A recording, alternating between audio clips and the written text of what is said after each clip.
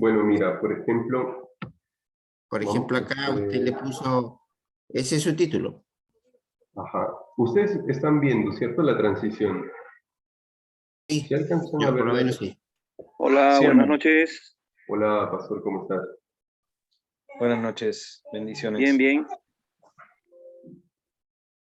Bueno,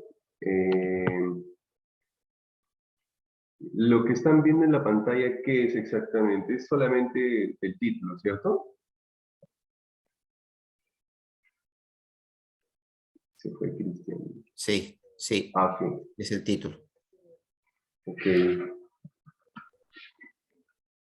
A lo que yo voy es, no necesariamente uno tiene que ponerlo así tal cual, pues, porque así como lo puso usted, una explicación de Miqueas 5:2 como un cumplimiento de Cristo en Mateo 2:6.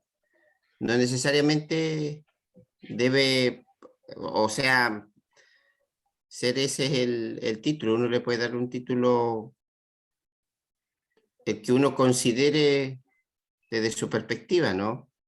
Bueno, la idea es que el título Necesariamente hacemos esa diferencia. se te escucha entrecortado, mi hermano. No sé si es tu internet o mi internet. No, mi internet debe ser. Ok, No, bueno. yo lo que digo, o necesariamente tenemos que hacer esa diferencia en el título. Obviamente no usando el mismo término, pero puede ser una exposición, una explicación, no sé. Sí, es válido, mi hermano. El seminario, la página principal del Seminario Reformado Latinoamericano ha subido unos videos sobre cómo desarrollar un título por parte del pastor Castiblanco. Lo voy a compartir al grupo para que ustedes puedan verlo. Pero básicamente las indicaciones son las mismas que también ya les había podido compartir a ustedes, ¿no? ¿Cuál es? Que ustedes puedan ser lo más específicos posibles, ¿no? ¿Por qué? Porque eso delimita el cuerpo de tu ensayo, delimita el cuerpo de tu ensayo y asimismo te ayuda también a ti delimitar, o sea, a no caer en generalidades. No es tampoco un título de un sermón, ¿sí? Tengan en cuenta eso.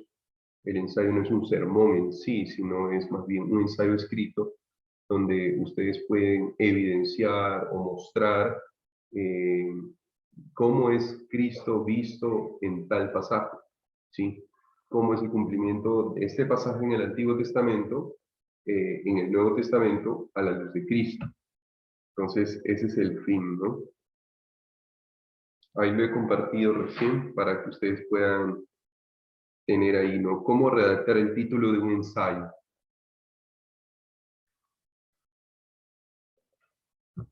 Entonces, sería eso, mi hermano, para que pues puedas tenerlo ahí presente.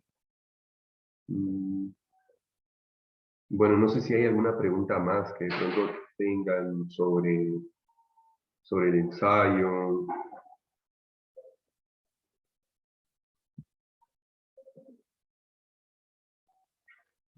No, ninguna.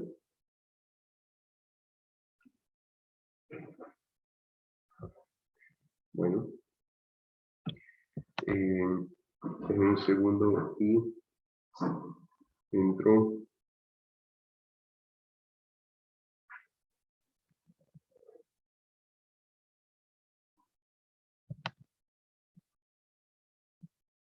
Ok.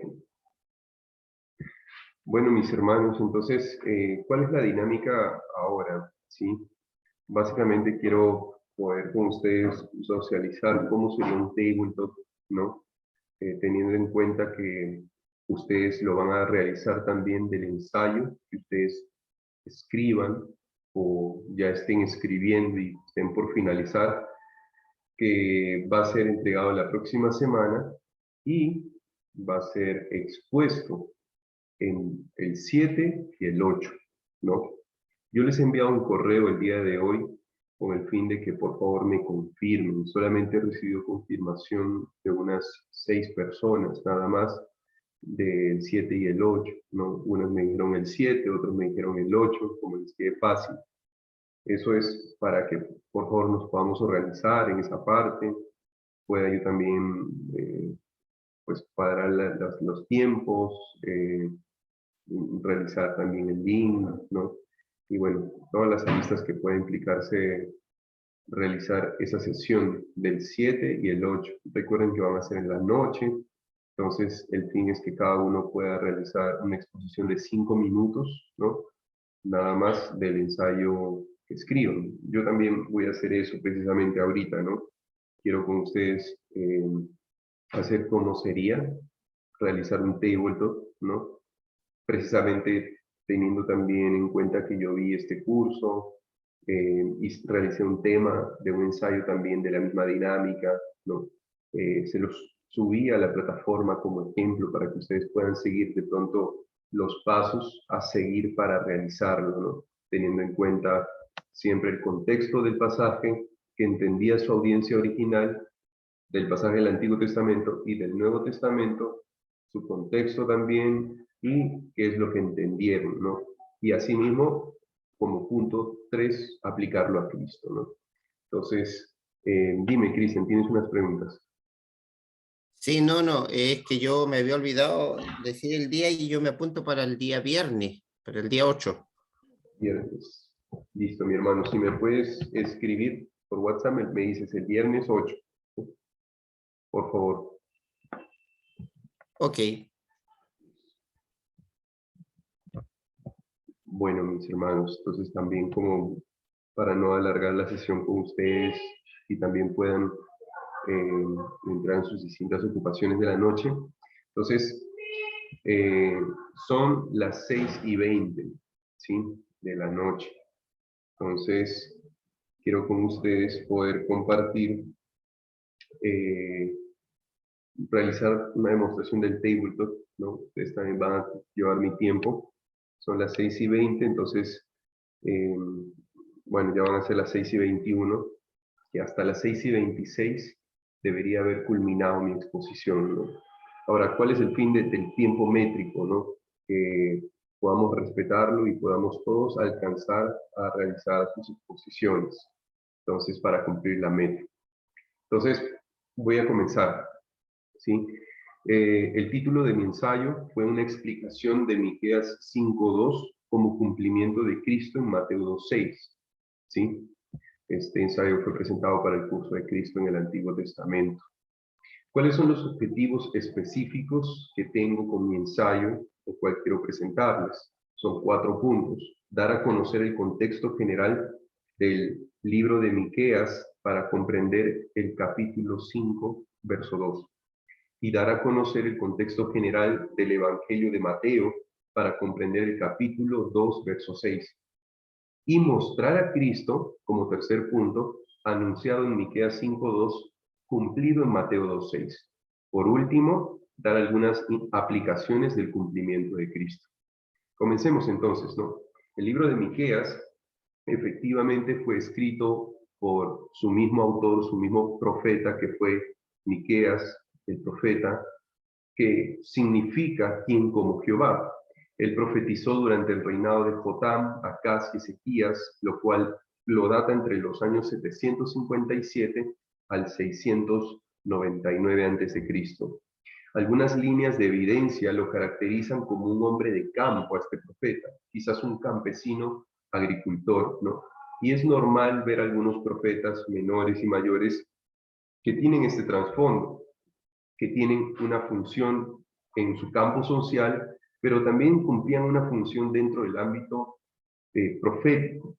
Este profeta es particular a comparación de otros porque su vocación viene de Dios y pareciera que fuera sacado de los campos de donde se encontraba para hacer lo que Dios le había encomendado, que era hablar un juicio contra Jehová, contra Judá. Ahora, ¿quiénes eran la audiencia original de Miqueas? ¿A quién él hablaba? Bueno, Miqueas profetizó tanto al reino del norte, eso lo podemos ver en el capítulo 1, y al reino del sur, lo podemos también ver en el capítulo 1. Pero su ministerio se centró exclusivamente en el reino del sur, abajo, ¿sí? En Jerusalén. Es curioso también porque Oseas e Isaías Ambos profetas fueron contemporáneos de Miqueas. Paul Ben-Ware, que es un comentarista del Antiguo Testamento, él expresa que mientras Oseas predicaba en el reino del norte el amor del Señor para con un pueblo rebelde, Isaías predicaba en la corte del rey del reino del sur en el juicio de Dios, o el juicio de Dios. Y por su lado, Miqueas centró su ministerio en medio del común del pueblo en el reino del sur. Eran personas muy religiosas, pero no eran piadosas, se sentían seguros, ¿no? Ellos con tomar parte de las ceremonias, pero no se les ocurría que pudiera importar la forma en que se conducían fuera del templo. O sea, había una práctica que hacían de tener una aparente devoción de Dios física, evidenciable, pero en su interior estaban vacíos. Ahora, ¿cuál es el contexto histórico, ¿no? que encontramos? Bueno, estaban realizando una serie de adoraciones, pero realmente había también paganismo, pero no solamente eso, sino que también había mucha opresión social. Eso es interesante, ¿no? Porque se ve un abuso de justicia y es normal ver cómo en el mismo pueblo había una corrupción, había injusticia, había maltrato hacia aquellos que eran tal vez personas desvalidas, personas que tenían dificultades, había injusticia y había paganismo, y eso es resaltante. Entonces Miqueas va de parte de Dios a hablar un juicio contra Judá porque ellos aparentaban ser algo, pero en sí, en la realidad, sus corazones estaban alejados de Dios, ¿no? Es normal ver cómo Dios plantea juicio y al final del libro plantea esperanza. Ahora, ¿qué entendieron los ciudadanos de Judá al escuchar a Miqueas 5:2? Bueno, primero, que debemos entender que Miqueas 5:2 dice, oh Belén Efrata, no dice, de ti saldrá un rey, y más bien leámoslo para que puedan tenerlo presente. Dice, pero tú, Belén Efrata, pequeña para estar entre las familias de Judá, de ti me saldrá el que será Señor en Israel. ¿Qué fue lo que entendieron entonces los audiencia original, los habitantes de Judá, al escuchar esto? Que Belén fue el hogar del rey David, un rey que sería de la descendencia de David y cómo David reinaría en un futuro para el bien del pueblo. Posibles hombres a quienes se le atribuyó esta profecía, porque recuerden, había una audiencia original escuchando, entonces ellos buscaban entender en su contexto, en su tiempo. Algunos atribuyeron esta profecía al rey Ezequías y a Zorobabel, ¿no? Sin embargo, es incierto realmente porque no cumplieron a cabalidad estos puntos, ¿no? Este punto de esta profecía. En conclusión, el texto de Miqueas 5:2 daba esperanza al judío que después del juicio de Dios, él les daría un gobernador futuro, que sería alguien como David, que lo fue en su tiempo, un rey que salió de una ciudad pequeña, pero que fue un gran rey. Sería un rey que vendría del linaje de David, pero que a la vez sería eterno como Dios, porque dice, de ti me saldrá el que será el Señor de Israel, y sus salidas son desde el principio, desde los días de la eternidad. Ahora, ¿qué entendemos en Mateo más bien? Bueno, sabemos que Mateo fue uno de los discípulos de Jesús y se considera que fue escrito antes de la destrucción del templo, en el año 70 después de Cristo. ¿Quiénes eran la audiencia original de Mateo? Bueno, eran precisamente los judíos, eran personas también que estaban, obviamente, un público cristiano, pero también eran judíos que no eran cristianos, que no eran creyentes, que seguían sus tradiciones judías, su obediencia estricta a la ley y todo lo que nosotros ya conocemos, ¿no?, al respecto. ¿Cuál era el contexto cultural o el contexto histórico en el cual se desenvolvían? Bueno, ya había sucedido la muerte de Esteban, había persecución a los discípulos y Mateo probablemente fue uno de los primeros evangelios que se escribió. Algunos consideran que de pronto fue Marcos, pero ahí hay muchas divergencias. Pero sabemos que efectivamente ya había comenzado una persecución hacia los cristianos. Ya había sucedido la muerte de Esteban, también había sucedido la conversión de Pablo y ya se estaban escribiendo muchos libros del Nuevo Testamento. ¿Qué entendieron los judíos cristianos al leer Mateo 2:6? Bueno, al leer Mateo 2:6, efectivamente asociaron Mateo 2:6 con el pasaje en Miqueas, porque realmente, ¿qué es lo que dice Mateo en su evangelio? Él dice, como está escrito por parte del profeta, y tú, Belén, de la tierra de Judá, no eres la más pequeña entre los príncipes de Judá, porque de ti saldrá un guiador que apacentará a mi pueblo Israel. Es curioso porque pareciera haber como un cambio. Mientras que en Miqueas dice, eres pequeña, ahora en Mateo dice, no eres pequeña. Creo que no hay una diferencia allí, sino más bien hay un énfasis que se está queriendo hacer. Mientras que en Miqueas se dice, es pequeña, pero de allí saldrá alguien grande, en Mateo está diciendo, tú no eres pequeña porque de ti salió alguien grande, ¿no? Que se apunta a nuestro Señor Jesucristo. Cristo es anunciado efectivamente en Miqueas 5:2 y cumplido en Mateo 2:6, ¿no? Aunque los padres de Jesús no vivían en Belén, Dios en su providencia, por medio de las circunstancias, los llevó a viajar a Belén de tal manera que su nacimiento allí fuera el cumplimiento de esta profecía. Cristo entonces es el verdadero gobernador perfecto de Israel, rey de Israel espiritual, de Israel espiritual de Dios, la iglesia.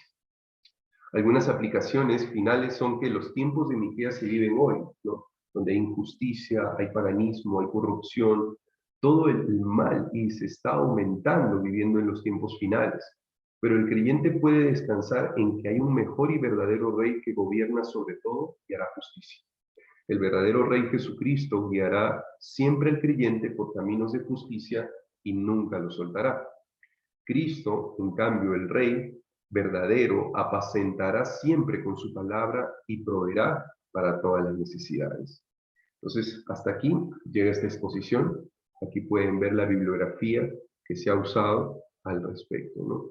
Pueden ver Paul Ben Ware, Panorama del Antiguo Testamento, Comentario Bíblico Mundo Hispano, comentarios de John Gill, comentarios críticos y expositorios del Nuevo Testamento y toda la Biblia, y también de un comentario de Kellan Ditch del Antiguo Testamento, un comentario bíblico Beacon también, y un panorama del Antiguo Testamento.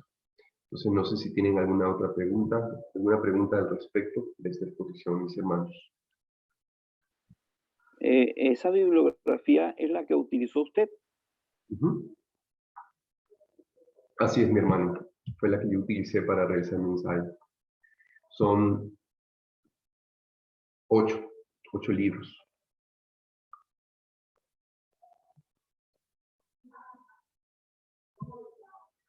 Por acá una consulta. Sí, mi hermano.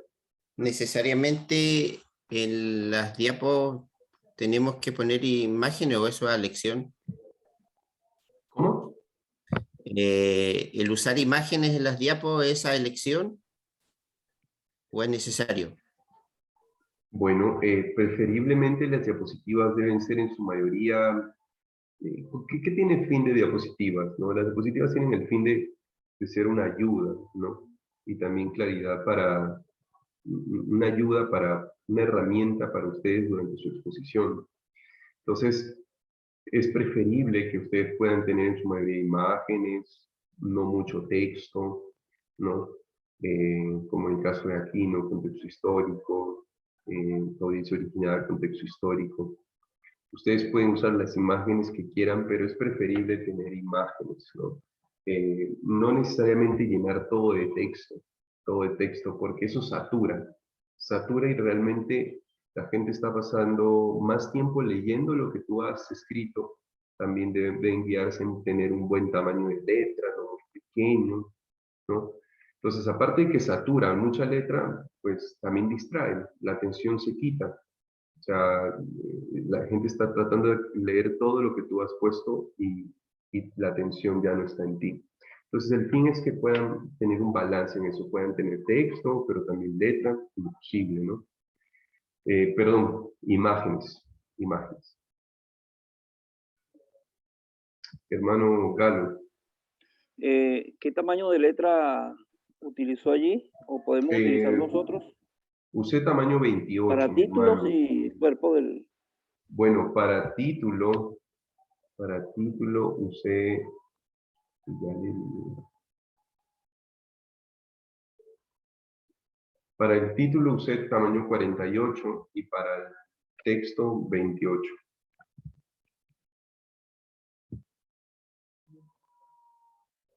No sé si tienen alguna pregunta más, mis hermanos. Hermano, ¿Alguna una duda? consulta. ¿Cuántos Sí. son los minutos que tiene que exponer? Bueno, me pasé un poco, pero el tiempo máximo es de 5 minutos. Podemos llegar a 6. Podríamos llegar a 6 minutos, mi hermano.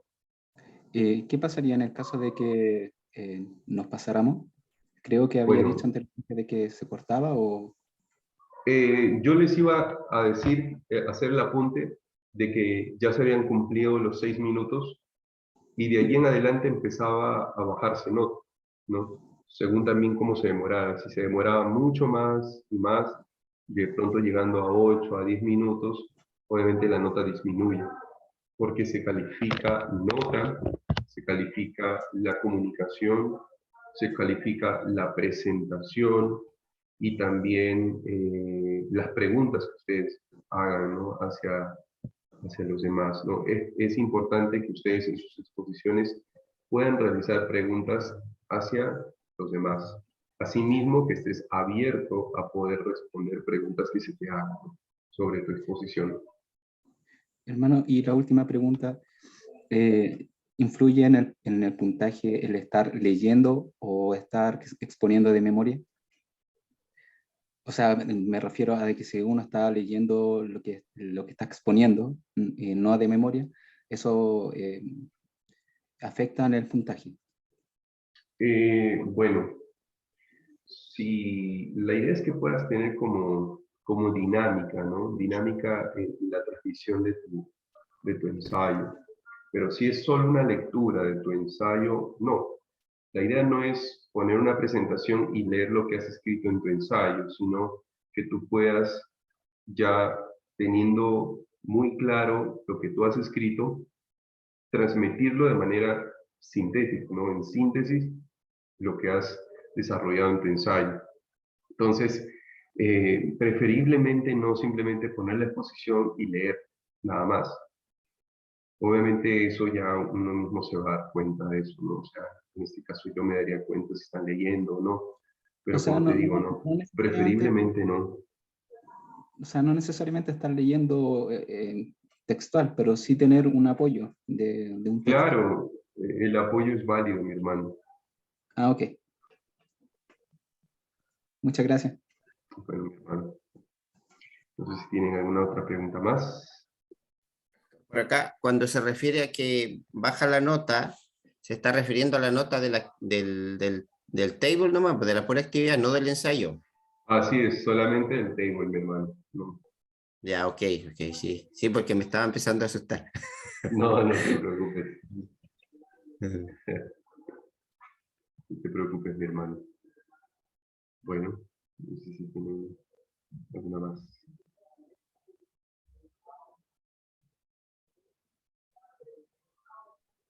Hermano Luis, ¿Sí?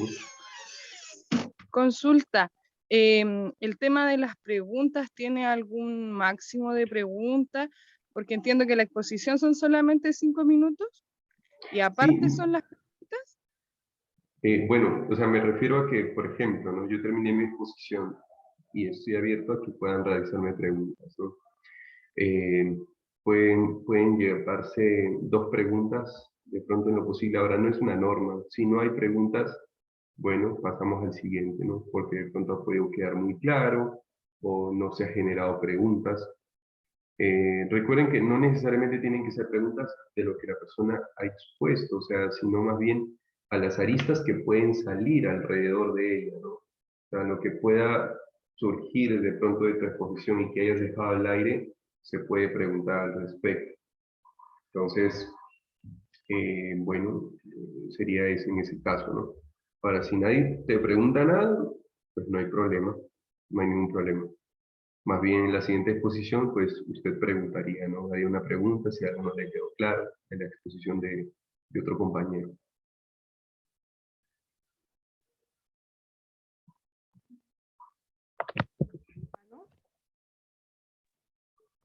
Hermano Luis, Hermano. yo ando preguntando unos días. Está bien. Siguiendo la línea de pensamiento de Caroline, pienso que, no sé si era la idea de ella, de la hermana, se refería a las preguntas que uno presente dentro del table. Ah, ok, que usted realice.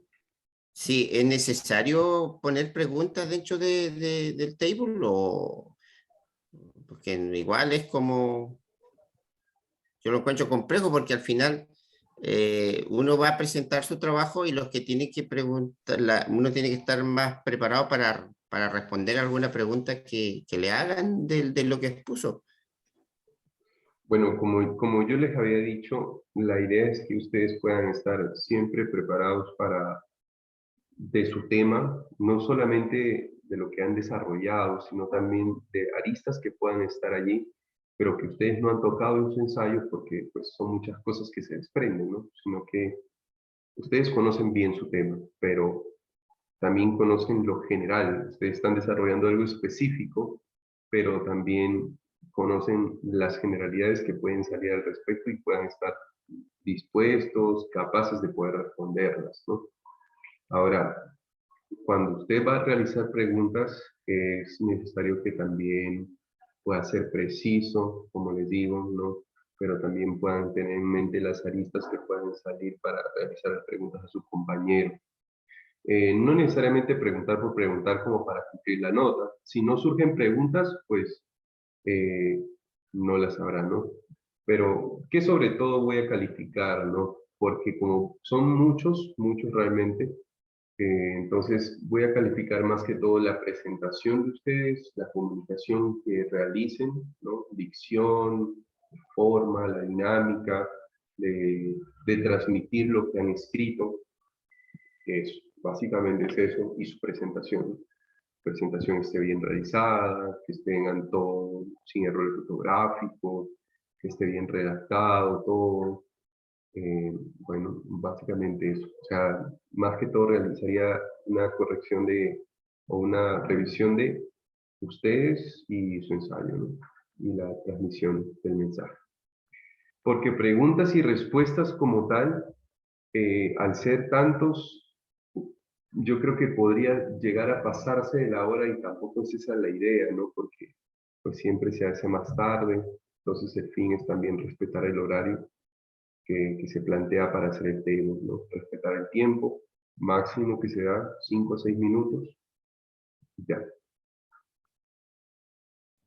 Hermano, Sí, ¿usted podría compartir con nosotros alguna pregunta que le hayan hecho cuando expuso su tema, por favor? bueno, sí, una de las preguntas que fue precisamente ¿cuál es el cambio que hay? ¿Por qué Miqueas dice, tú dice eres pequeña y más bien Mateo dice no eres pequeña? Y Mateo está diciendo, o sea, en sus textos originales, tanto en hebreo y griego, ¿por qué hay ese cambio? ¿Por qué hay esa distinción? Mateo está haciendo una interpretación diferente de lo que dice Miqueas, eh, o qué es lo que sucede, ¿no? ¿Por qué hay ese cambio de decir eres pequeña en Miqueas y luego decir en Mateo no lo eres? Entonces, fue difícil en su momento, ¿no? Porque se tenía que tener en cuenta el texto original, pero básicamente Miqueas no está haciendo como tal una alteración, no está haciendo un atentado contra la palabra de Dios, no está atacando la inerrancia bíblica ni nada por el estilo, sino más bien el apunte que está haciendo Mateo es el énfasis a quien da a Jesús, ¿no? Mientras que Miqueas da una profecía, ¿no? Que no había mucha claridad en su momento porque él dice que ese rey que había de venir era un rey que sus salidas son desde el inicio, dice, son eternas. Entonces, ¿cómo entenderlo? Bueno, algunos pensaban, bueno, que de cierta manera era poético su profecía, pero realmente profecía, pero en el sentido de que hablaba de que era excelso ese rey. Ahora, ¿cuál es el cambio que hace Mateo? Mateo más bien hace un énfasis y dice, no, esa ciudad, sí, perdón, es pequeña, pero en realidad no es pequeña porque de allí ha salido el Salvador del mundo. El verdadero rey de Israel ha salido de allí. Entonces, por más que sea física, terrenalmente, de manera esencial, podríamos decir, en sí no es pequeña, es por más que sea pequeña, física, realmente tiene su valor mucho más grande porque de allí ha salido el Salvador, ¿no? El énfasis que hace Mateo, entonces, no es un cambio o una alteración a la palabra de Dios, sino más bien está mirando con un lente más cerca, más directo, un énfasis mucho mayor, ¿no? Porque ya tiene presente que Cristo ha sido el cumplimiento de esa profecía. Entonces, es superior, ¿no? Esa es como más que todo la respuesta que di a esa pregunta desde mi punto de vista, ¿no?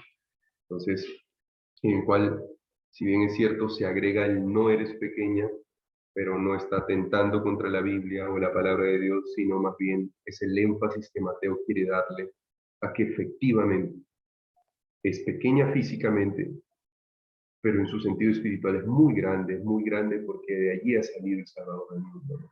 Ha salido pues, nuestro Señor Jesucristo. ¿Esa pregunta se la hizo un alumno o el evaluador? Sí, se surgió allí en el momento. De allí me preguntaron también algo que ya había dicho, me dijeron, ¿tuvo su cumplimiento en alguien? Pues yo había ya expuesto allí que normalmente son preguntas que no solamente hace el evaluador, sino también algún estudiante, porque precisamente ustedes están abiertos a que bien pueda yo preguntar o a que algún estudiante pueda tener alguna pregunta, ¿no? Y otra pregunta fue, por ejemplo, que ¿tuvo algún cumplimiento? Bueno, algunos pensaron que fue el rey Ezequías o Zorobabel, ¿no?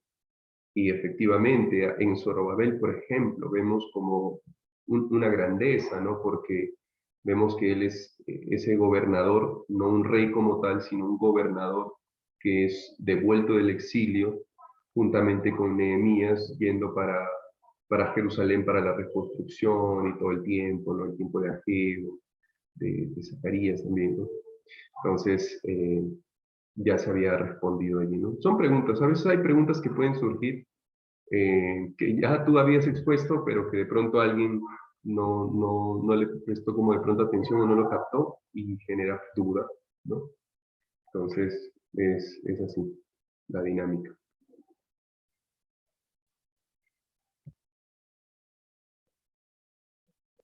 No sé si hay una pregunta más.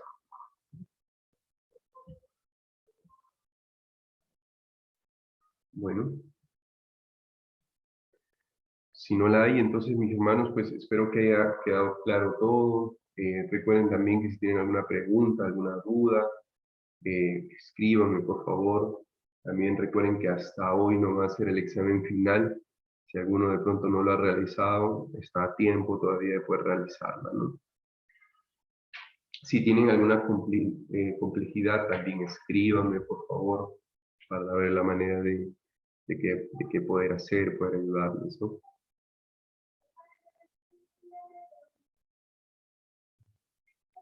Bueno, y también el siguiente curso, que comienza el 11, una semana prácticamente, en una semana comienza, es Teología del Pacto. Vamos a verlo con un profesor lo más probable, porque han habido algunos cambios, lo más probable es que vayamos a verlo con un profesor latino, ¿sí? De manera virtual. Esta clase sí va a ser por Zoom, va a ser la única por Zoom porque del resto van a tener ya clases presenciales.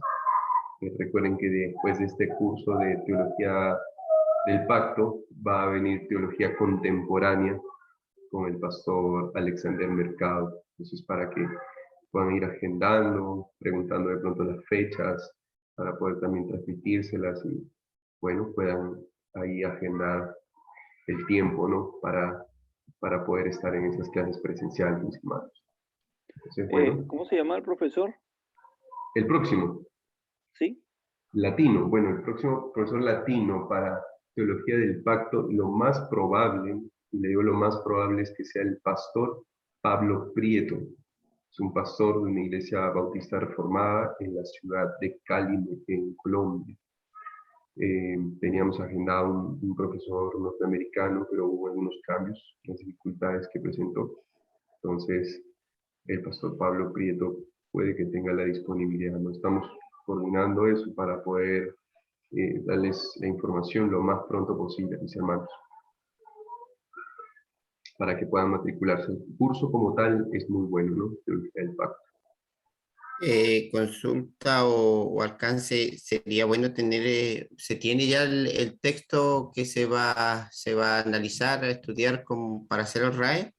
¿El libro, el autor, para ver si lo podemos conseguir o lo tenemos? O por último, ver si de manera de tenerlo por PDF. Hoy se los comparto, hoy les comparto el título del libro que se va a leer, de Teología del Pacto. Ahora lo comparto en el grupo. Y también el de Teología Contemporánea, ¿no? Para que puedan tenerlo ahí. Puedan tener ahí los libros del curso de Teología del Pacto que viene y del siguiente que viene, que es Teología Contemporánea, ¿no? Para que puedan ir adquiriéndolo, pueden ir buscándolo y demás.